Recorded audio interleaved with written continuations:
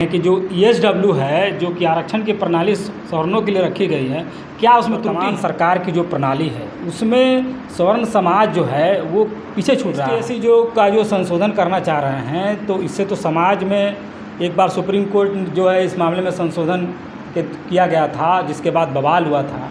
तो क्या लगता है कि इस मुद्दे जो ज्वलनशील मुद्दा है उसको सरकार जो है छुएगी? इसमें जाति व्यवस्था पूरी तरीके से हावी हो गई है।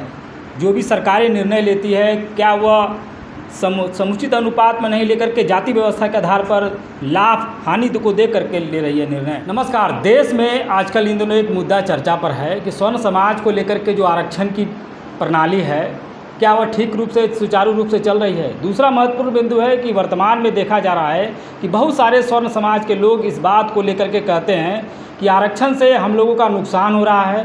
दूसरा, समाज में जो है हम लोगों को दूसरे दृष्टिकोण से देखा जा रहा है, और इन्हीं कारणों से जो है देश भर में जो है स्वर्ण समाज एकजुट हो रहे हैं। और इन्हीं के अनुरूप जो है झारखंड में स्वर्ण समाज का गठन किया गया है। और हमारे साथ बात करने के लिए मनीष सिंह है, जो कि संयोजक बने हैं, और उन्हीं से जानते हैं कि वर्तमान में जो स्वर्ण संयोजक आप बने हैं और झारखंड प्रदेश स्वर्ण संयोजक का जो इन्होंने आपने गठन किया है, क्या मुद्दे हैं और क्या कारण है कि इस प्रकार का गठन करने की ज़रूरत स्वर्ण समाज को करनी पड़ी है। देखिए, स्वर्ण समाज के गठन के पीछे बहुत सारे मुद्दे उठे हैं। उनमें से कुछ मुद्दे ये हैं कि सरकार के द्वारा जो लोकतांत्रिक प्रणाली हमारे यहाँ, तो जो हमारे लोकतंत्र में हमारे वोटों के द्वारा जीत के आए हैं और जो सरकार जिनकी बनी हुई है, उन लोगों के नज़र में सामान्य वर्ग के लोग वो हैं जो काफ़ी धनाढ्य हैं, जो कि हर तरह से फले फूले हैं, जिनको किसी प्रकार की कोई कमी नहीं है। इनके पास ज़मीनें बहुत अधिक है, पैसे बहुत अधिक है, हर तरह से मतलब परिपूर्ण है। उनको ये लोग सामान्य वर्ग का मानते हैं, जबकि हकीकत कुछ और है। अगर हम देखते हैं कि ज़मीन की अगर बात करें तो ज़मीन कब की है? 77 साल पहले 1932 में सर्वे हुआ, उसका सर्वे तो भारत सरकार ने करा नहीं पाया अभी तक। तो 77 में अगर मान लीजिए किसी भी व्यक्ति के पास, हम निकाल के चलते हैं कि 200 बीघा ज़मीन होगा, 200 बीघा ज़मीन होगा, और उनके अगर 2 बेटे भी होंगे, हम 2 पे आते हैं, हम दो, हमारे दो सरकार की बात है, तो 2 बेटे भी होंगे तो 200 से हो गए 100। उनके 2 बेटे हुए तो 50-50, उनके 2 बेटे हुए 25-25, उनके 2 बेटे भी होते तो 12.5, और उनके 2 बेटे होते हैं तो लमसम पौने 6.5 मान लेते हैं। अभी के वक्त में 6.5 किसके पास है? जिसके कि अभी 2 बेटे और उनके 2 बेटे हैं।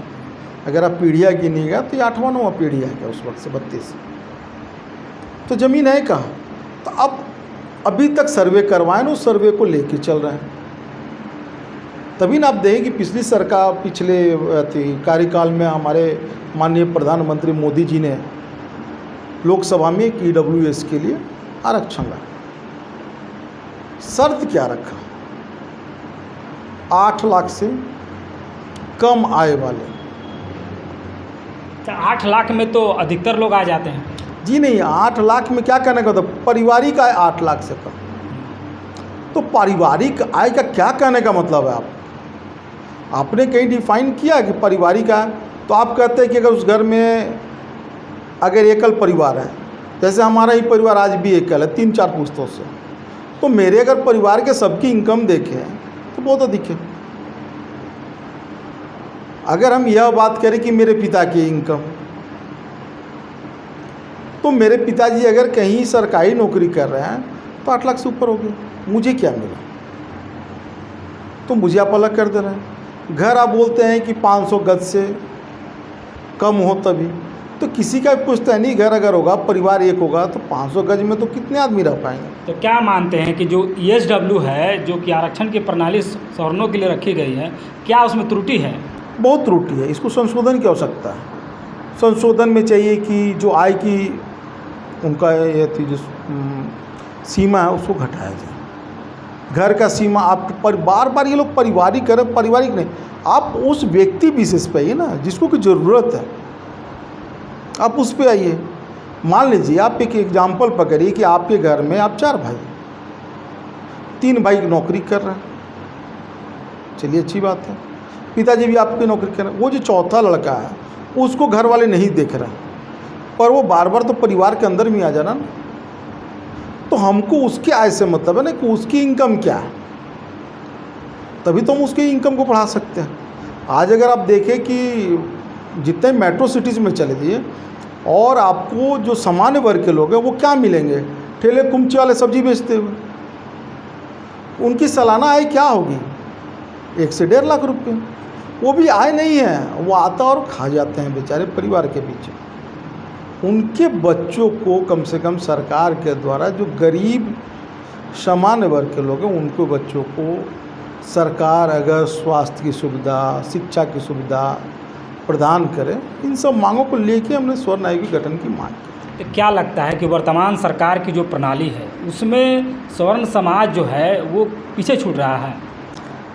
पीछे नहीं छूट रहा, बहुत पीछे चला गया है। जैसे आज़ादी के वक्त इन लोगों ने, हमारे राजनेताओं से कहा कि हमारे शेड्यूल कास्ट के, शेड्यूल ट्राइब के लोग बहुत पीछे हैं, इनको आगे करने के लिए एक आरक्षण की ज़रूरत है।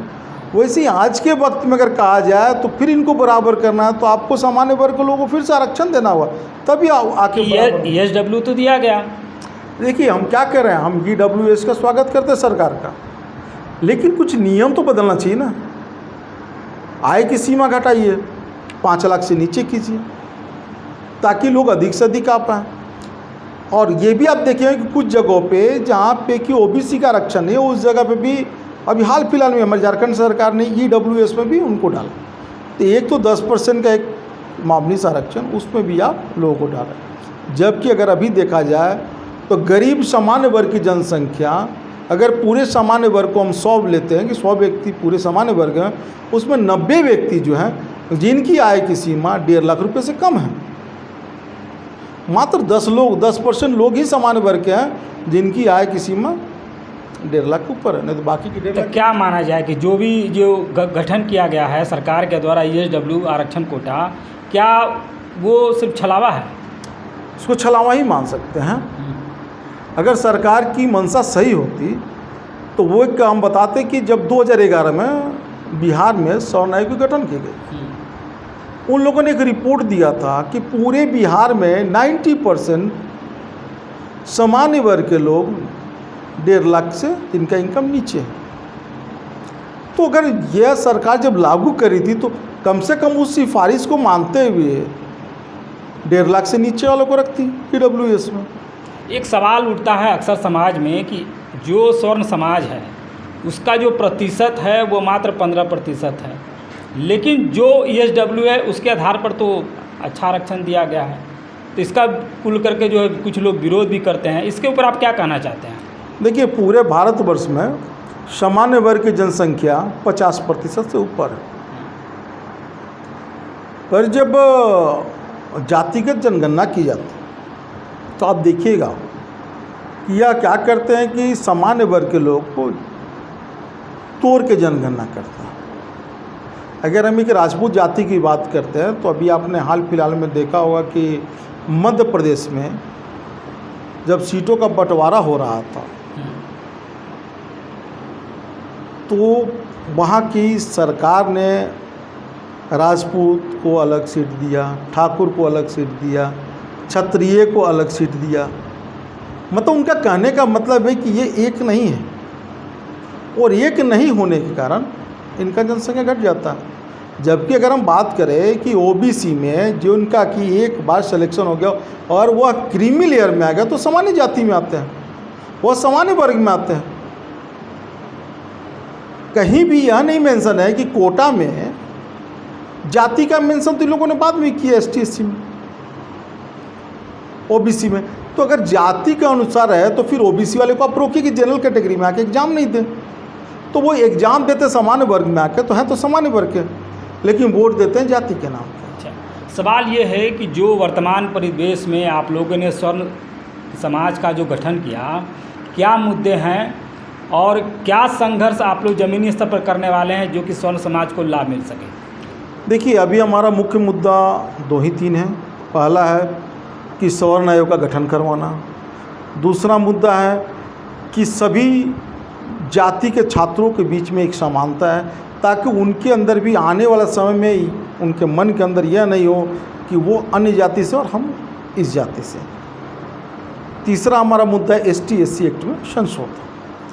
अभी इसी 3 मुद्दे पे हम बात कर रहे हैं। तो ST SC जो संशोधन करना चाह रहे हैं, तो इससे तो समाज में एक बार सुप्रीम कोर्ट जो है इस मामले में संशोधन किया गया था, जिसके बाद बवाल हुआ था।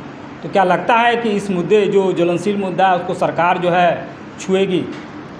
देखिए, आपने सही कहा। सुप्रीम कोर्ट ने जब देखा कि, और उसने अपनी टिप्पणी भी की कि 80% से अधिक केस है गलत, तो उसने कहा कि इसमें संशोधन की ज़रूरत है और उच्च अधिकारी से जांच कराने के बाद ही गिरफ्तारी हो। परंतु उस वक्त हमारे LJP के नेता चिराग पासवान जी ने विरोध किया और माननीय प्रधानमंत्री नरेंद्र दामोदर दास मोदी जी ने उसका समर्थन करते हुए उस कानून को ही बदल डाला। यही तो मैं बार बार कहता हूँ कि हमारा कौन है तो हमें भी समझ में नहीं आता।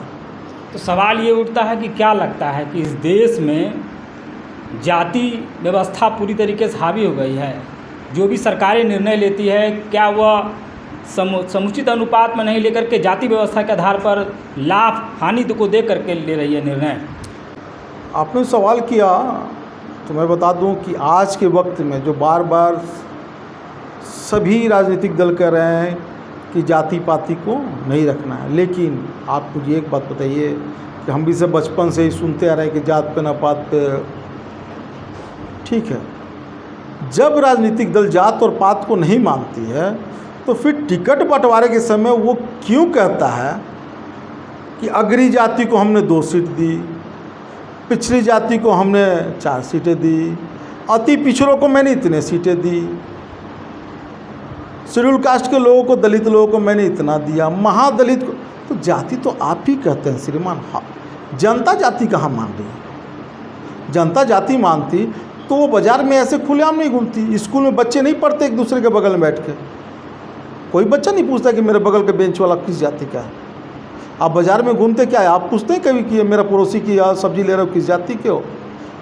तो जाति जनता नहीं बनाती है, जाति तो ये राजनेता लोग बना रहे हैं। चलिए, दूसरा महत्वपूर्ण बिंदु है कि आगे जो आपका झारखंड जो 24 ज़िला है, तो उसमें किस प्रकार से संगठन को बना रहे हैं और आगे का क्या प्लान है जो लोगों को बताना चाह रहे हैं? देखिए, हम 24 ज़िलों में सवर्ण समाज का गठन करने जा रहे हैं। अभी तक हमारा 4-5 ज़िलों में हो चुका है, बाकी ज़िले में भी हम कार्य कर रहे हैं।